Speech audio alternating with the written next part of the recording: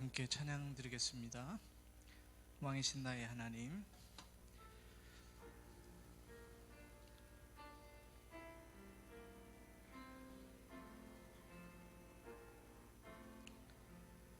왕이신 나의 하나님, 내가 주를 높이고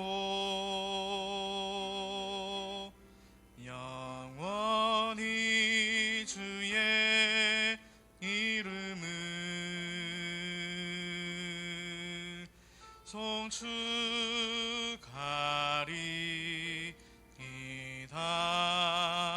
왕이신 나의 하나님, 왕이신 나의 하나님, 내가 주를 높이고 영원히 주의 이름을 송축하리이다.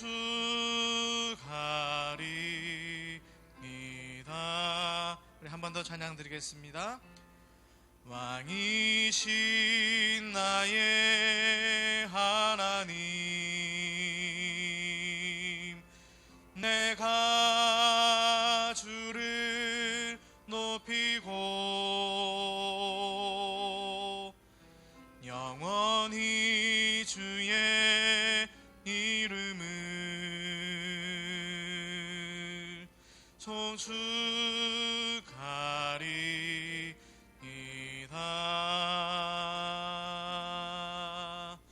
죄짐 맡은 우리 구주, 어찌 좋은 친구인지, 걱정 근심 무거운 짐 우리 주께 맡기세. 주께 고함 없는 고로 복을 받지 못하네. 사람들이 어찌하여 아뢰 주를 모를까.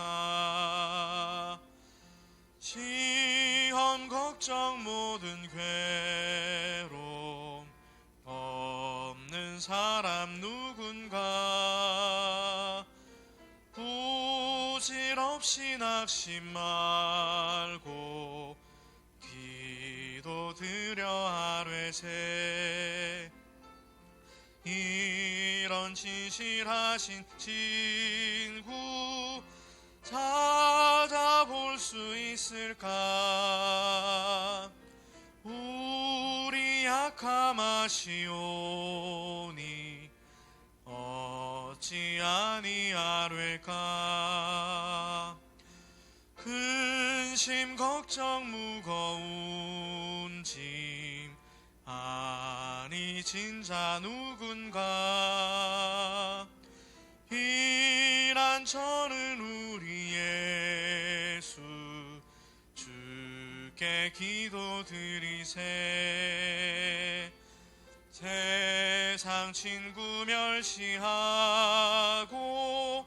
너를 조롱하여도 예수 품에 안기어서 참된 위로받겐. 죄짐 맡은 우리 구주, 죄짐 맡은 우리 구주, 어찌 좋은 친구인지, 걱정 근심 무거운 짐 우리 주께 맡기세. 주께 고함 없는 고로 복을 받지 못하네. 사람들이 어찌하여 아뢰 주를 모를까. 시험 걱정 모든 괴로움 없는 사람 누군가. 부질없이 낙심 말고 기도드려 아뢰세. 이런 진실하신 친구 찾아볼 수 있을까. 우리 약함하시오니 어찌 아니하릴까. 근심 걱정 무거운 짐 많이 진 자 누군가. 피난처는 우리 예수 주께 기도드리세. 세상 친구 멸시하고 너를 조롱하여도 예수 품에 안기어서 참된 위로 받겠네.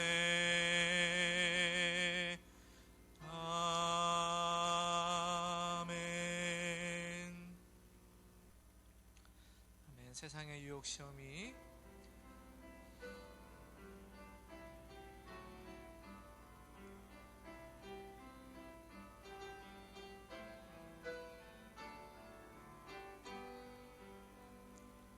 세상의 유혹 시험이 내게 몰려올 때에 나의 힘으론 그것들 모두 이길 수 없네.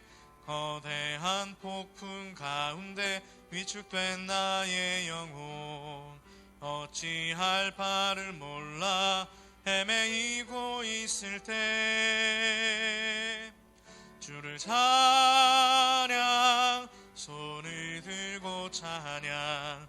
전쟁은 나에게 속한 것 아니니 주를 찬양 손을 들고 찬양. 전쟁은 하나님께 속한 것이니. 거짓과 속임수로 가득 찬 세상에서 어디로 갈지 몰라 머뭇거리고 있네. 공중의 권세 잡은 자 지금도 우리들을 실패와 절망으로 넘어뜨리려 하네. 주를 찬양 손을 들고 찬양. 전쟁은 나에게 속한 것 아니니 주를 찬양 손을 들고 찬양. 전쟁은 하나님께 속한 것이니. 주위를 둘러보면 아무도 없는 듯 믿음의 눈을 들면 보이는 분 계시네. 지금도 내 안에서 역사하고 계시는 사망과 어둠의 권세 물리치신 예수님. 주를 찬양 손을 들고 찬양. 전쟁은 나에게 속한 것 아니니 주를 찬양 손들 들고 찬양. 전쟁은 하나님께 속한 것이니 주를 찬양 주를 찬양 손을 들고 찬양. 전쟁은 나에게 속한 것 아니니 주를 찬양 손을 들고 찬양. 전쟁은 하나님께 속한 것이니. 십자가를 질 수 있나 주가 물어보실 때 죽기까지 따르오리. 성도 대답하였다. 우리의 심령 주의 것이니 주님의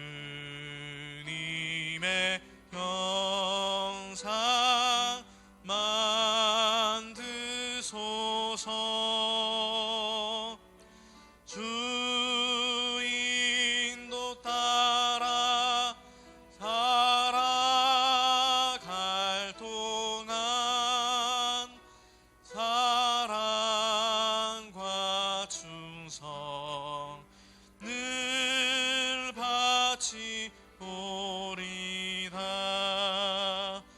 너는 기억하고 있나 구원받은 강도를.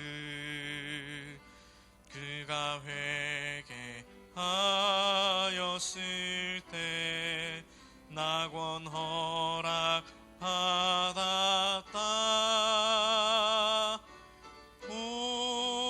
우리의 심령 주의 것이니 주님의 형상 만드소서.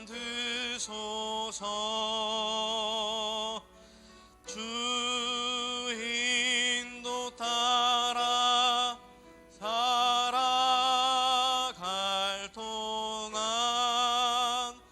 사랑과 충성 늘 바치오리다. 걱정 근심 어두운 그늘 덮을 때 주께 내 영 맡기겠나. 최후 승리 믿으며 우리의 심령 주의 것이니 주님의 형상 만드소서. 주인도 따라 살아갈 동안 사랑과 충성 늘 바치오리다.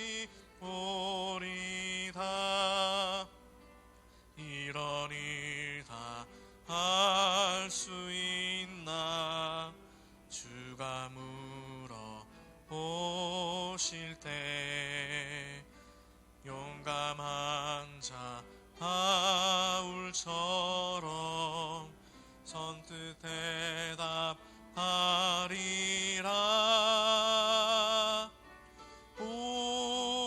우리의 심령 주의 것이니 주님의 형상 만드소서. 주인도 따라 살아갈 동안 사랑과 충성 늘 바치오리다.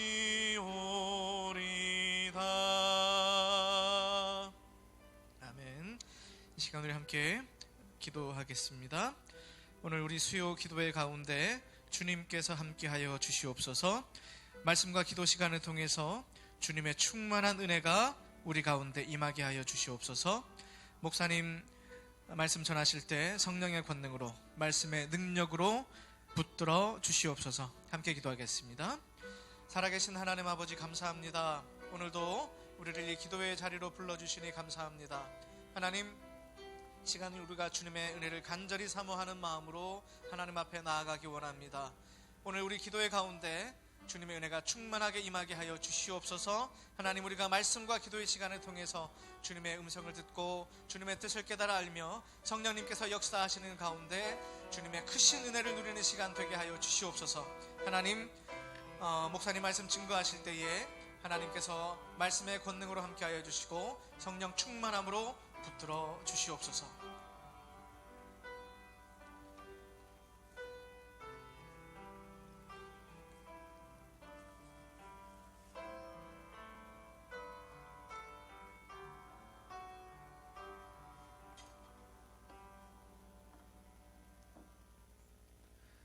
하나님 아버지, 이 밤에 저희들 수요 기도회로 모이게 해주셔서 감사합니다.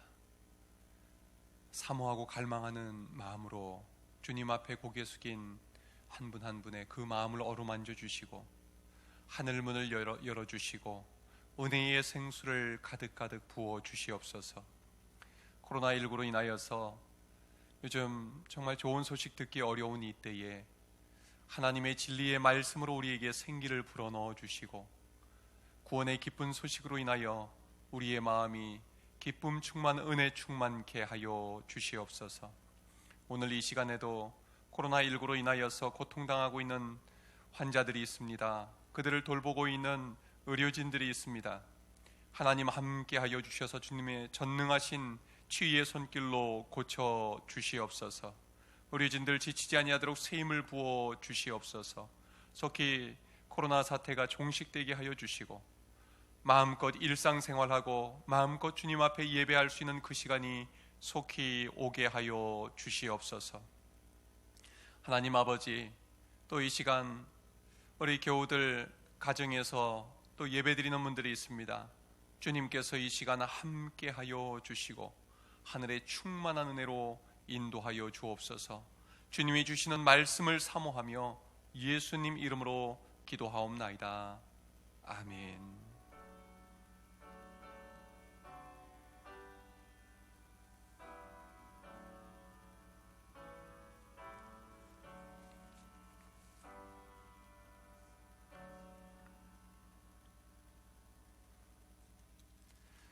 오늘 우리에게 주시는 하나님의 말씀은 사무엘하 7장 1절부터 17절까지의 말씀입니다. 구약성경 473쪽입니다.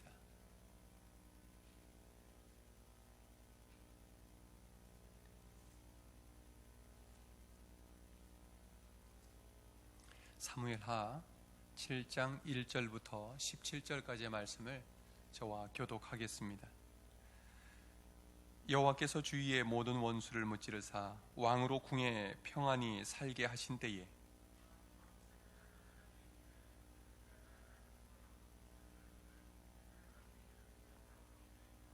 나단이 왕께 아뢰되 여호와께서 왕과 함께 계시니 마음에 있는 모든 것을 행하소서 하니라. 가서 내 종 다윗에게 말하기를 여호와께서 이와 같이 말씀하시되 내가 나를 위하여 내가 살 집을 건축하겠느냐.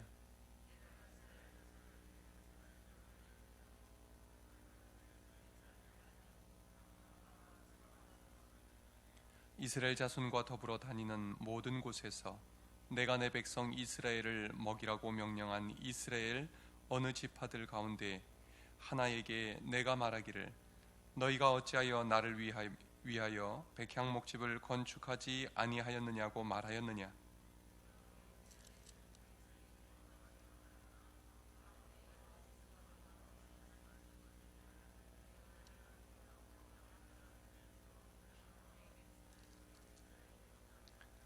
내가 가는 모든 곳에서 내가 너와 함께 있어 내 모든 원수를 내 앞에서 멸하였은즉 땅에서 위대한 자들의 이름같이 내 이름을 위대하게 만들어 주리라.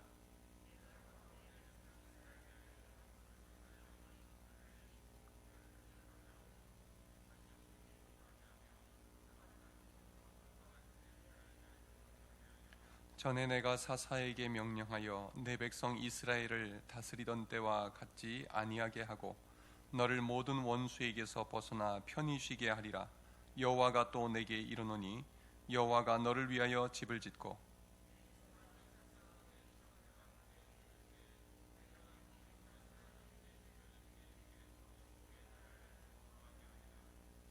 그는 내 이름을 위하여 집을 건축할 것이요 나는 그의 나라 왕위를 영원히 견고하게 하리라.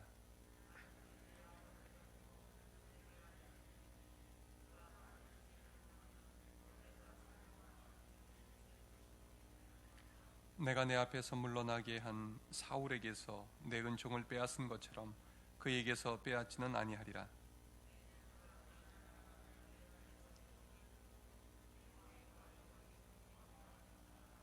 함께 읽겠습니다. 나단이 이 모든 말씀들과 이 모든 계시대로 다윗에게 말하니라. 아멘. 할렐루야. 오늘은 90일 성경 통독 넷째 주간에 읽을 내용을 미리 살펴보는 시간입니다.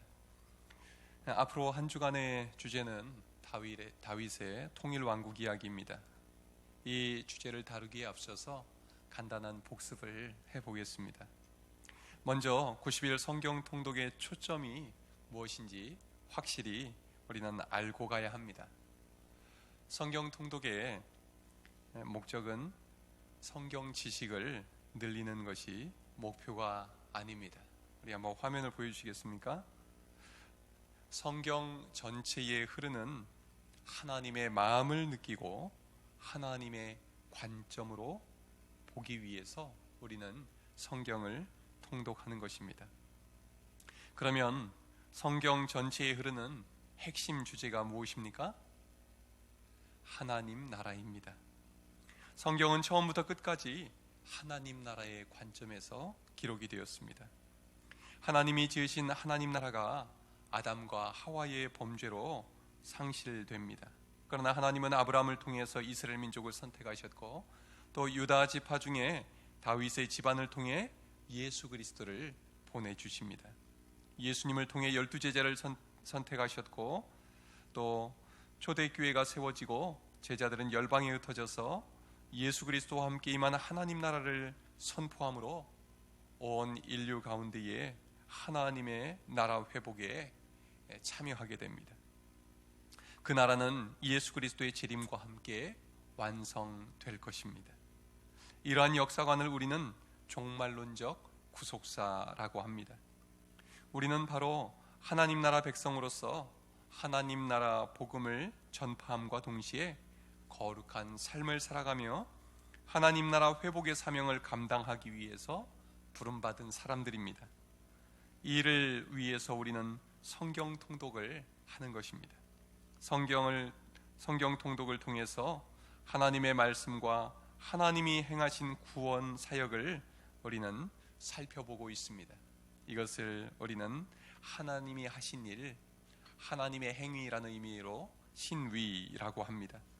철저히 하나님을 기뻐하고 하나님 중심적인 사람이 되고 말씀에 순종하는 사람이 되는 것이 우리의 목표입니다. 동시에 말씀 속에서 자기 중심적인 태도, 인간 중심적인 행위인 인위를 버리고 하나님께로 돌이키는 것이 우리의 목표인 것입니다. 그럼 이제 본격적으로 이스라엘 왕국 이야기로 들어가겠습니다.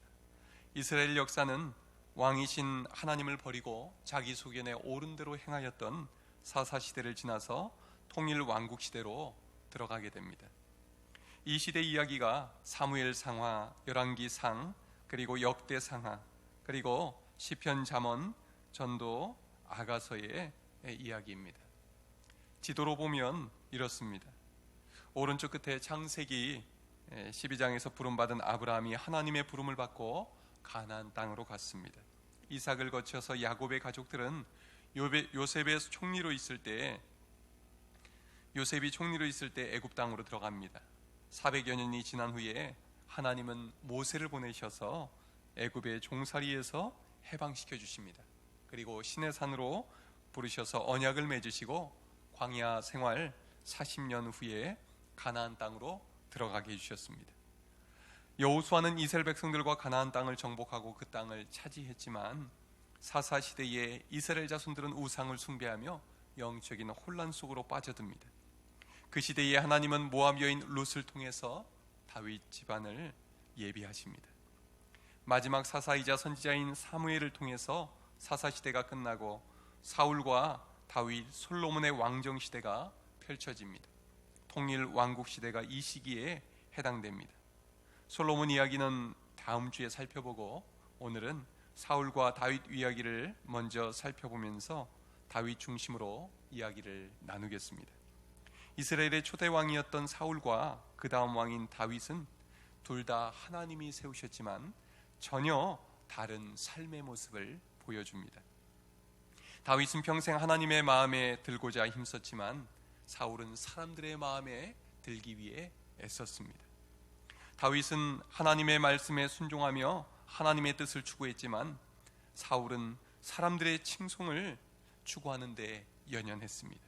그 결과 다윗은 영원한 왕권을 약속받았지만 사울은 하나님이 주신 왕권을 상실합니다.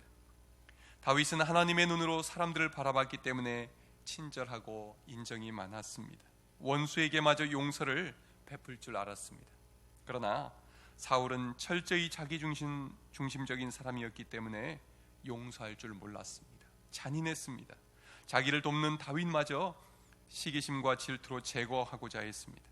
가장 큰 차이는 하나님 앞에 죄를 지었을 때입니다. 다윗은 잘못을 깨달았을 때 하나님께 즉시 회개합니다. 그러나 사울은 잘못을 알았을 때에도 거짓말하고 변명만 합니다. 하나님 중심으로 살아간 다윗은 용감했습니다. 그러나 자기 중심으로 살아간 사울은 늘 불안하고 두려움에 떨었습니다. 그 근본 이유가 무엇입니까? 다윗은 하나님과 관계가 친밀했고 평안했기 때문입니다. 그러나 사울은 하나님을 멀리 했습니다. 그 차이가 모든 것을 다르게 만들었던 것입니다. 여러분, 우리는 다윗과 사울의 모습 중에서 어느 쪽에 더 가깝습니까? 여러분, 이번 성경 통독 기간을 통해서 하나님과 친밀해지기를 사모하시기를 바랍니다.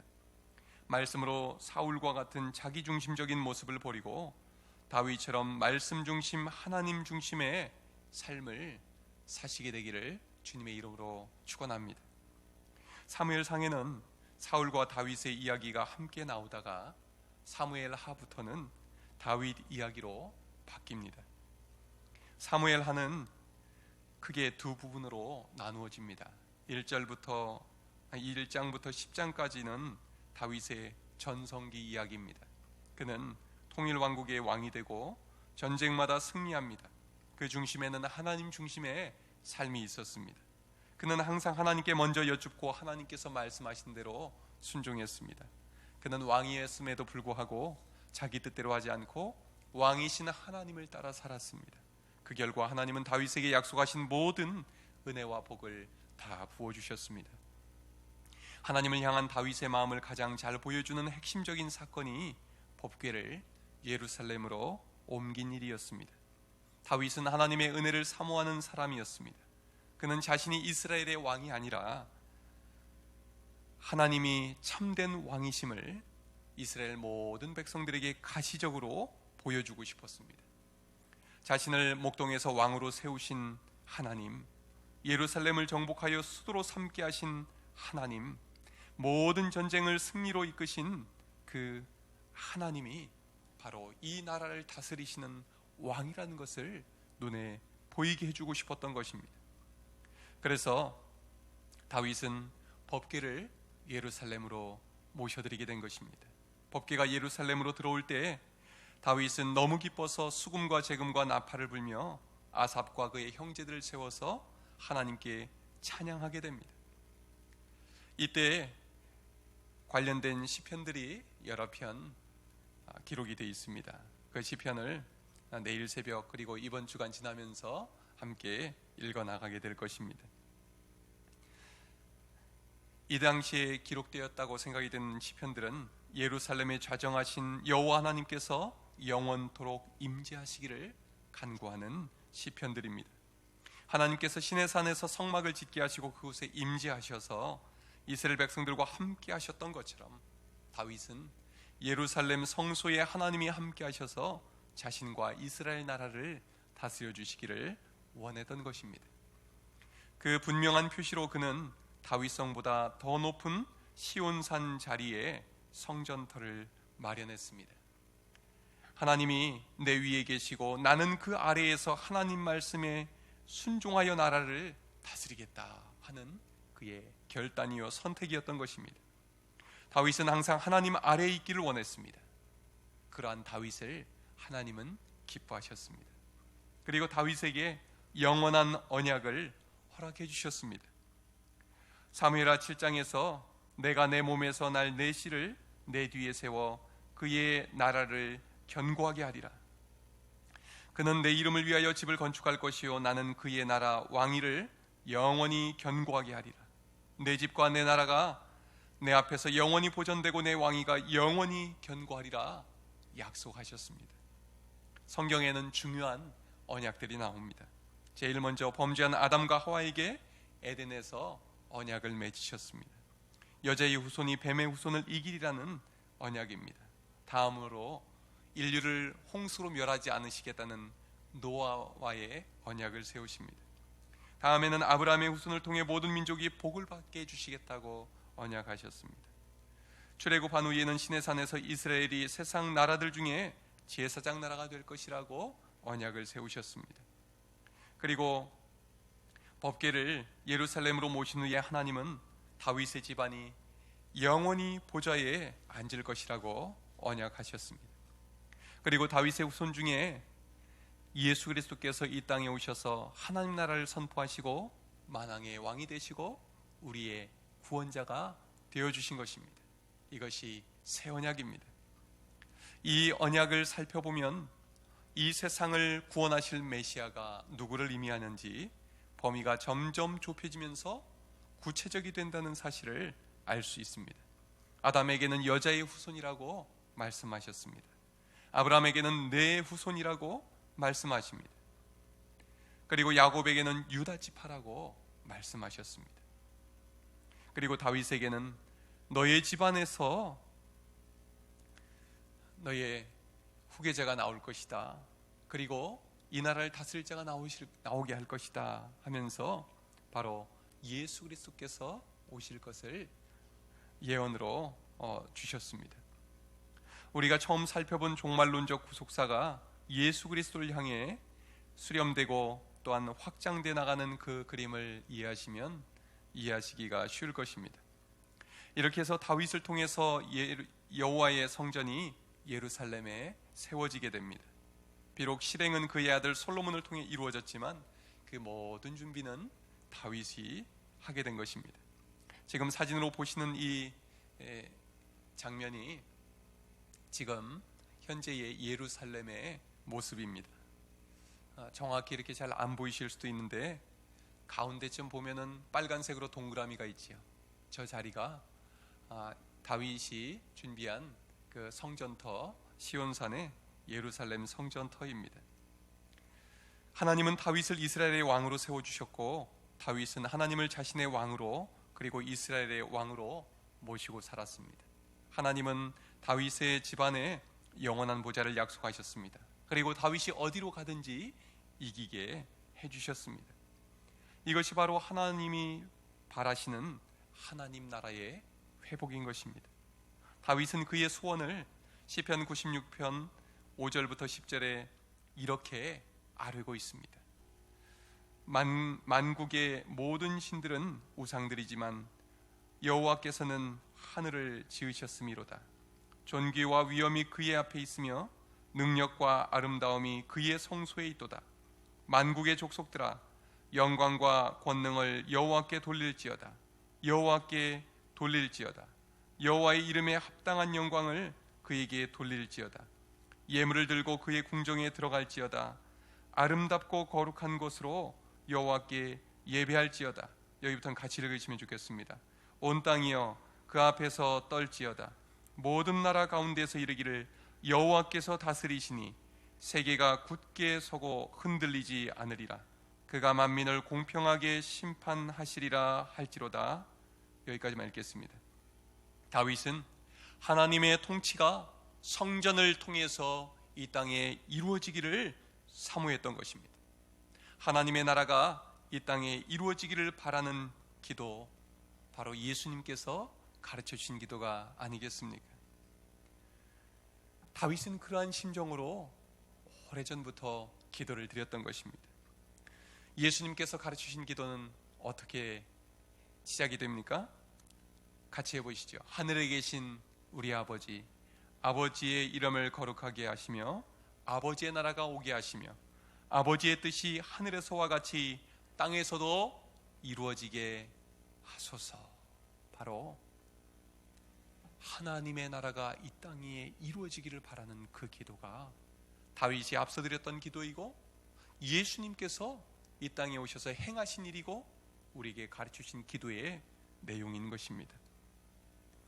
여러분, 우리의 삶에 하나님을 주인으로 왕으로 모시고 살아가시기를 바랍니다.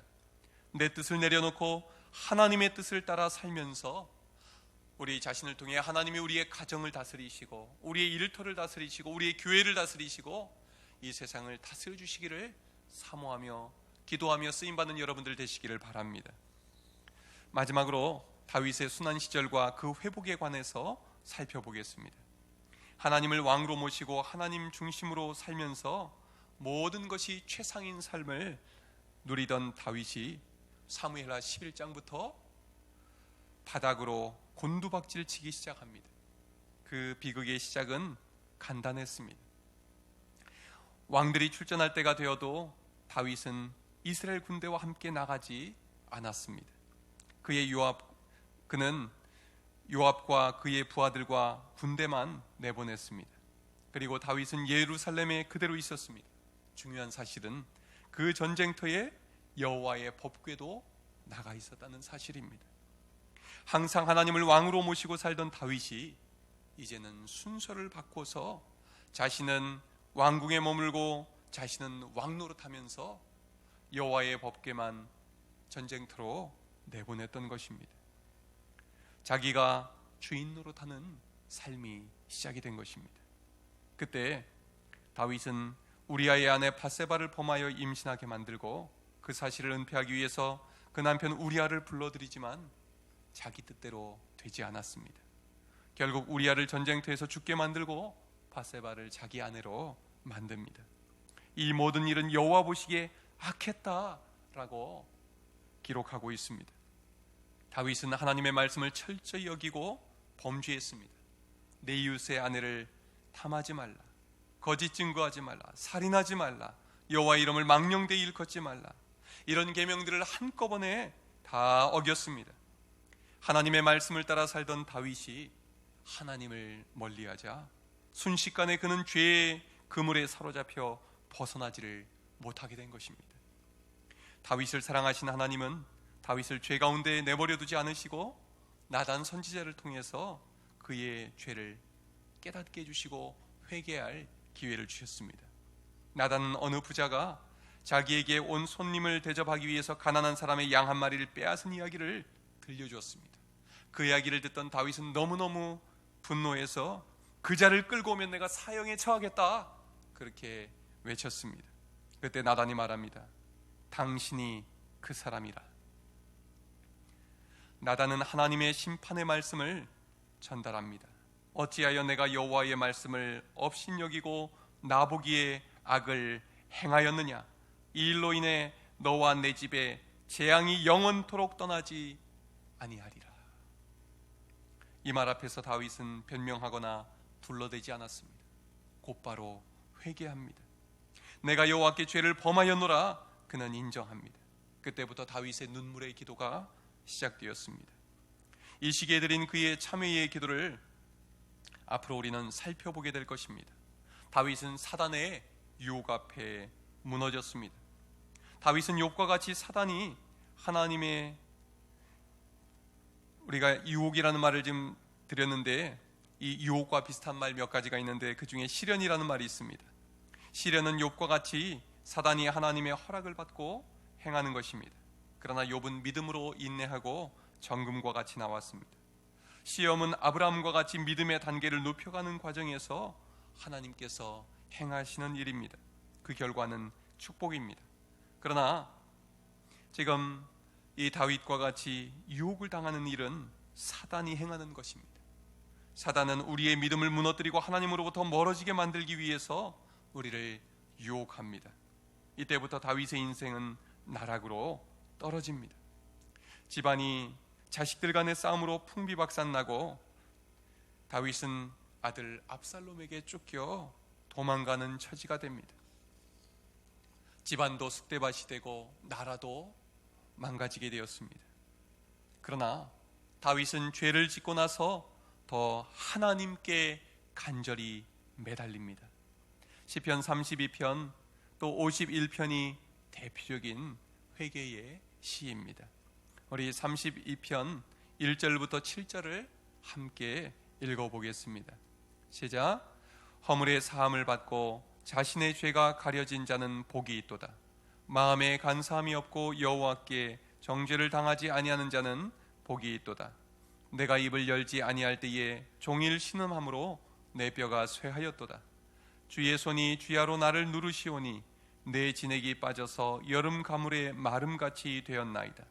내가 이르기를 내 허물을 여호와께 자복하리라 하고 주께 내 죄를 아뢰고 내 죄악을 숨기지 아니하였더니 곧 주께서 내 죄악을 사하셨나이다.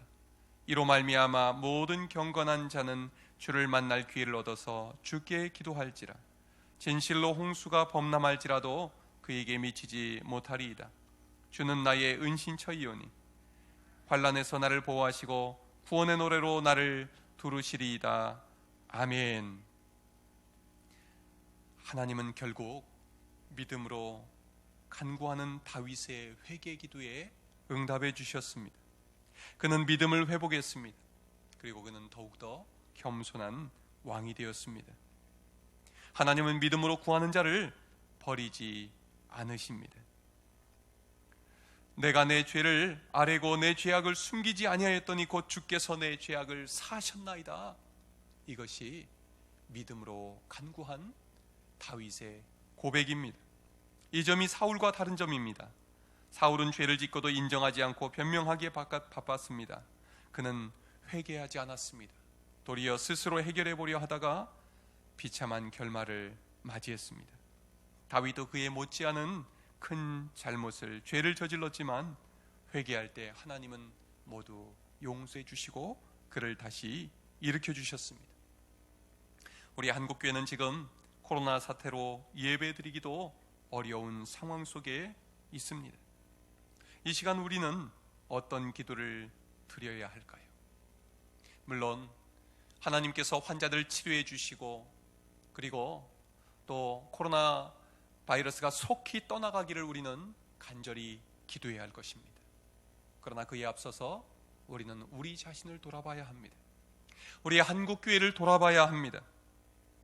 그동안 우리가 드렸던 예배가 하나님이 기뻐 받으실 만한 진정한 예배였는지, 아니면 형식적으로 예배하며 습관적으로 하나님이 받으시기에 기뻐하시지 않는 예배를 드리지 않았는지, 또한 예배 드리기 전에 먼저 화해하고 화목하고 관계를 회복한 뒤에 예배하라 하셨는데 여전히 불편한 관계 속에서 우리는 예배하고 있지 않았는지, 우리 한국교회가 하나님을 더 섬기기보다 돈을 더 섬기고 또 교회가 더 커지기를 간절히 바라고 우리가 하나님 외의 것에 우리의 마음을 더 두지 않았는지, 정말 하나님이 우리 교회의 주인이신지 왕이신지 우리의 삶의 주인이신지 우리 자신을 돌아보고 하나님 앞에 깊이 회개하고 돌이키기를 원하시는 것입니다.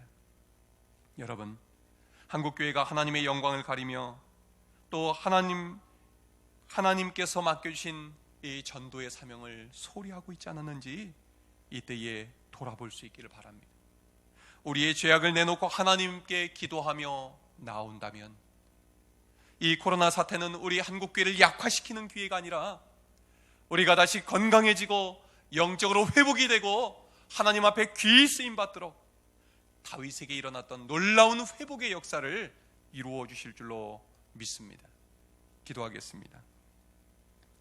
하나님 아버지, 이 밤에 저희들 불러주시고 또 말씀으로 일깨워 주시니 감사합니다. 우리의 삶을 돌아볼 때에 다윗과 같은 삶이었다기보다 사울과 같은 삶이 아니었는지 돌아보게 됩니다. 우리를 불쌍히 여겨 주시옵소서. 예수님을 믿는다 하면서도 내가 주인 노릇하고 예수님의 말씀에 순종하지 못하고 내 뜻대로 살아오지 않았는지 깊이 참회하는 시간 갖게 하여 주옵소서. 정말 우리 한국교회의, 우리 덕춘교회의 주인이 주님이신지, 주님의 말씀에 순종하는 교회였는지 돌아보게 하여 주시고, 또 우리의 예배가 하나님께서 기뻐 받으실 만한 진정한 예배였는가 돌아보며 하나님 앞에 깊이 참여하고 하나님 앞에 돌아오는 귀한 은혜의 시간 되게 하여 주시옵소서. 우리가 영적으로 회복이 되게 하여 주시고 다시금 하나님 손에 붙들려 귀하게 다윗처럼 쓰임받을 수 있도록 주님 도와 주시옵소서. 이 모든 말씀을 예수님 이름으로 기도하옵나이다. 아멘. 교회 소식과 더불어서 알리는 말씀을 드리겠습니다. 이번 주일은 코로나19 사태 종식을 위한 금식 기도 주일입니다. 그래서 우리 모든 교인들 뿐만 아니라 한국교회 전체가 함께 하나님 앞에 참회하고 기도하며 또 하나님의 치유의 능력을 구하고자 총회장님을 비롯해서 우리 교단에서 이렇게 정하고 선포하게 되었는데, 우리 교인들도 한 끼 이상씩 꼭 참여해 주시고 또 그렇게 이제 한 끼를 금식하시면서 한 끼 이상의 그런 또 이제 헌금을 이웃사랑 헌금으로 같이 동참해 주시면 이 시대에 정말 힘들어하는 어려운 이웃들을 위해서 잘 사용하도록 하겠습니다. 이 시간 우리 같이 찬송 38장 부르시고 우리 같이 기도하고 마치도록 하겠습니다. 오늘 기도할 때는 우리가 소리 높여 기도하기보다는 소리는 낮추고 정말 간절한 마음으로 하나님 앞에 기도하도록 하겠습니다.